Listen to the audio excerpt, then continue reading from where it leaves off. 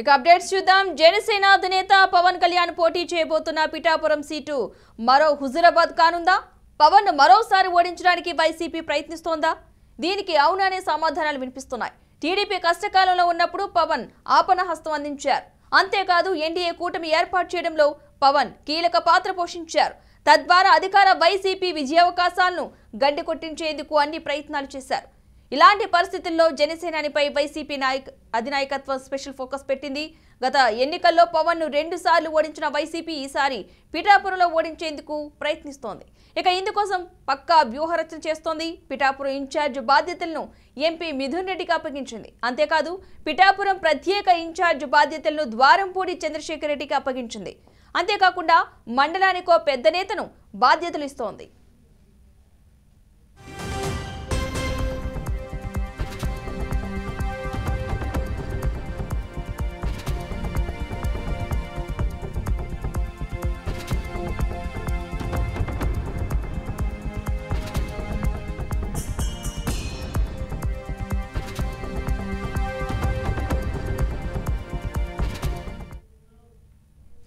మొత్తంగా జనసేనానిపై వైసీపీ అధినాయకత్వం special focus పెట్టింది. గత ఎన్నికల్లో పవన్ ను 2 సార్లు ఓడించిన వైసీపీ ఈసారి పిఠాపురంలో ఓడించేందుకైతే తీవ్ర ప్రయత్నాలు చేస్తున్నట్లుగా తెలుస్తోంది. ఇందుకోసం పక్కా వ్యూహరచన అయితే చేస్తుంది.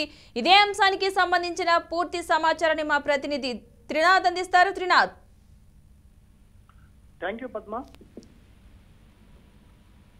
హలో త్రినాథ్, చెప్పండి. పిఠాపురం ఇన్ఛార్జ్ బాధ్యతలు అయితే వైసీపీ ఎంపీ మిథున్ రెడ్డికి అయితే అప్పగించడం జరిగింది. ఈసారి పిఠాపురంలో ఎలాగైనా సరే జనసేనాని పవన్ కళ్యాణ్ ఓడించాలనే ప్రయత్నం చేస్తున్నట్టుగా తెలుస్తుంది. అప్డేట్స్ ఏంటి అసలు?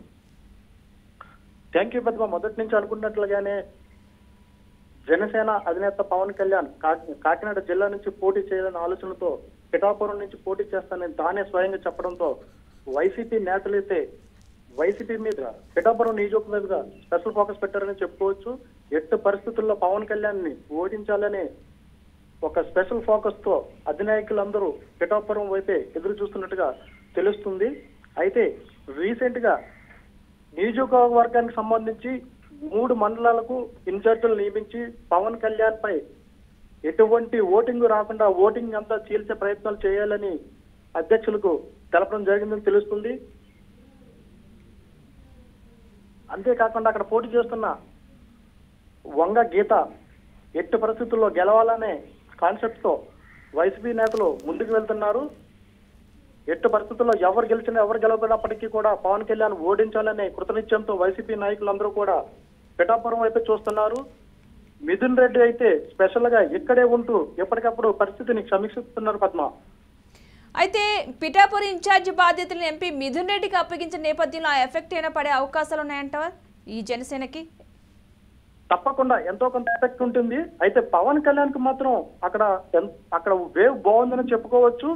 అయినప్పటికీ కూడా ఎట్టి పరిస్థితుల్లో పవన్ కళ్యాణ్ ని ఓడించాలనే ఏకైక నిర్ణయంతోనే ఇటు మిథున్ రెడ్డి అలాగే ఈ పక్కన ఉన్నటువంటి కాకినాడ అర్బన్ అభ్యర్థి ద్వారంపూడి చంద్రశేఖర్ రెడ్డితో ఎక్కువగా చర్చిస్తూ పవన్ కళ్యాణ్ ని ఓడించాలి, ఎక్కువ మందిని అభ్యర్థులను పిఠాపురం నియోజకవర్గంలో దింపాలి, తద్వారా ఓట్లను చీల్చి పవన్ కళ్యాణ్ ఓడించాలనే ఒకే ఒక కాన్సెప్ట్ తో ప్రయత్నాలు అయితే ముమ్మరంగా చేస్తున్నారు పద్మ.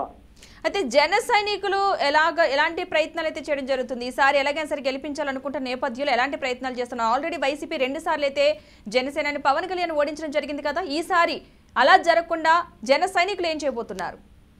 జన సైనికులు ఎప్పుడు మొదటి నుంచి కూడా పవన్ కళ్యాణ్ వెంటే ఉన్నారు. ఇప్పుడు కూడా పవన్ కళ్యాణ్ వెంటే ఉంటున్నారు. అలా అని చెప్పేసి మనకి ఇతర నియోజకవర్గాల నుంచి వచ్చి పడే ఓటింగ్ అంటూ ఏముండదు.